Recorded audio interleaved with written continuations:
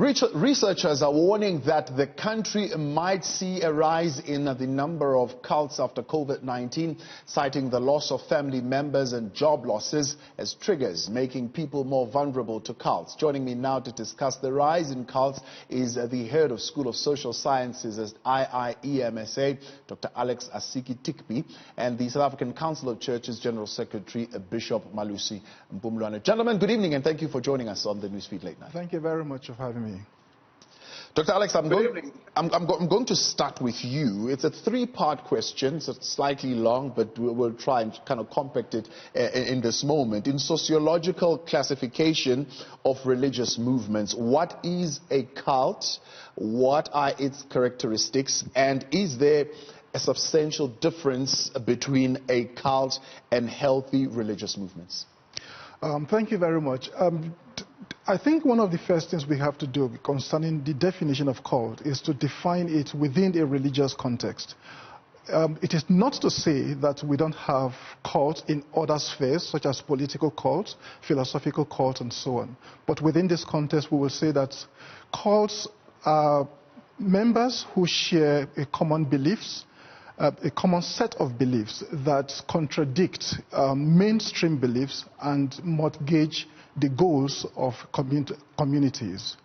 That, in a nutshell, will be the definition of cult.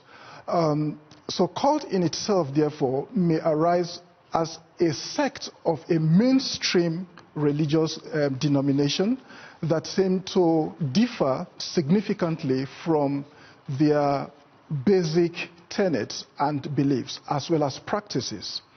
Some of the key characteristics that differentiate cults from mainstream religion include: one, there is that element of building their religious beliefs, values around a charismatic leader.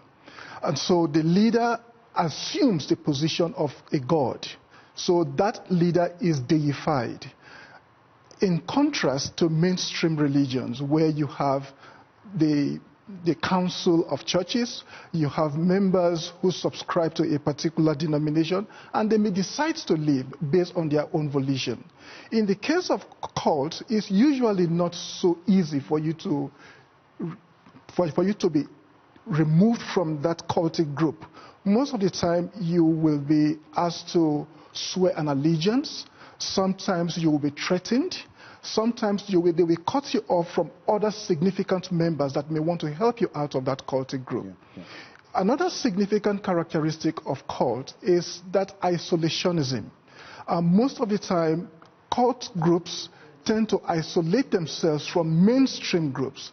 One of the major reasons for this is because the cultic leader wants to have absolute control of the members. So that is so very important. A third factor is that aspect of secretism. Cult members are very secret in their operations. They are also very secret in their rituals and performances.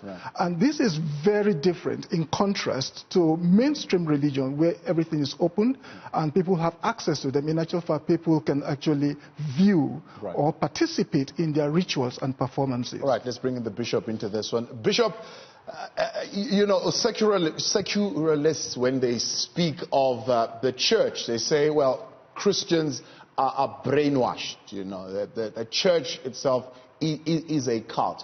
Is this true? No, of course not. It is not true. I think you have heard the academic tell you that cults would be isolationist, and they would be, whereas I can speak for the Christian religion for one, it is by design integrationist, because it believes that it is supposed to be incarnated into society. It is part of society. It is a light and a salt. It is prophetic in society. It therefore cannot be isolation. Now, what is it then about religious movements or Christian formations that lends itself to them being cultish or to exhibit cult-like practices? I can say that I think we should say that there's something of a cult leader mindset. That cult leader mindset will be, whether it is in politics or in religion, whatever the environment. It is about somebody who takes on a total control over people and presents himself or herself as a cult to life. And therefore, that followership, even without isolating themselves.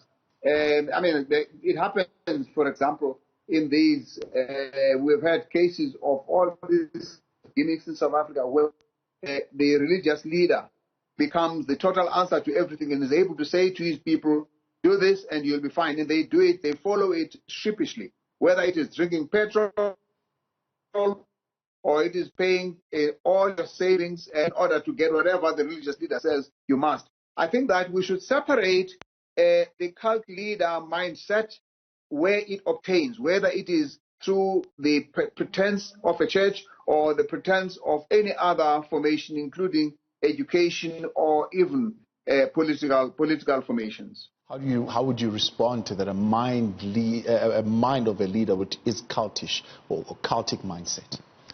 I think we have to differentiate between cult and cultism or occultism. What we have at the moment, what the raving thing in South Africa today, I will not define it as cultic based on the definition I gave. It is more of a new religious movement. These are new movements that have underlying motive. And for me, one of the key motive is commercialization. It's the commercialization of their activities so that they can attract more people. But those who are members of this new religious movement, they are victims because the leaders, some of them engage in occultic practices. So these occultic practices are what attract the people and therefore they become victims.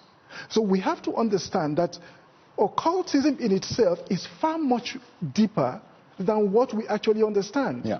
And from the studies I conduct, I have also begun to realize that there is exactly no direct English word to translate the reality on the African continent. Because we are talking more about spiritism, we are talking about the ability of people to manipulate the elemental beings to achieve desired goals. Yeah. That is what the leaders do. But the followers are not members of the occultic. Yes. They are only followers. They have become engrossed either because of their economic situation, because of their vulnerability, and therefore they become part of that movement. Why do people join these new movements? What is drawing them to these movements? And the common criticism is their loyalty to the leader, to the point where they don't question anything that leader says. I think one of the most important factors why people are drawn and then they remain rooted in that system is that aspect where the leader promises them the eternal whys that question their very existence. Yeah. When they are told that whatever it is that is your problem, we have the answers to them, that in itself gives some form of it gives the leader that transcendental power that produces some form of awe that the member cannot question. Because once you are captured within that orbit, as it were, you become trapped. Yeah. So you are forced to do whatever you are asked to do. It's a psychological thing, but sometimes it is even deeper, because it is not just the psychology the occultic leader will use. He also manipulates the spiritual being of the individuals. So sometimes they may actually be involved in things they may not truly actually understand. Yeah. Only the occultic leader may actually know what is going on. Yeah. So you argue, and I'll come to you in a moment, that if we, for example, the government this time around takes care of the economic aspect of things, people might not fall prey to these systems. But I want the Bishop to come in here. Bishop, how do we dismantle these systems of control? A good part of it has to do with with good education on these things. Actually, they have to be discussed in public, such as we're doing, so that people are able to discern and differentiate. It's kind of like, I mean, we're spending so much energy on educating people on COVID and what its dangers are. We should be doing the same thing with these kinds of cultic movements. I would like to say that in South Africa, we have left the classical cults like those of Jim Jones of Jonestown. We have less of that in this country. We have more the kind of cultic leader for the sake of commercialization, for the sake of making money and duping people.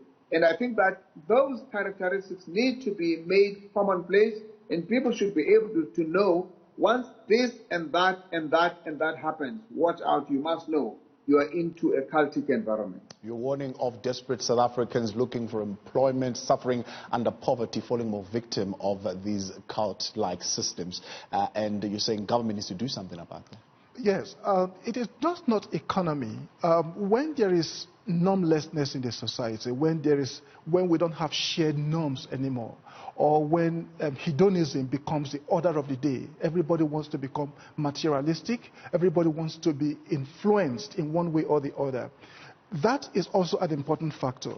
So it is not just government. Government can actually lead the way, but we also have other institutions, such as non-governmental organizations, such as schools, and so on. As the bishop just said, enlightenment is extremely important in trying to educate people regarding these new movements that we have today in the country. Gentlemen, I thank you very much for your time tonight. That was Monash University Head of School of Social Sciences, Dr. Alex Asike-Tikpi, as well as South African Council of Churches General Secretary, that is Bishop Malusi Bumran.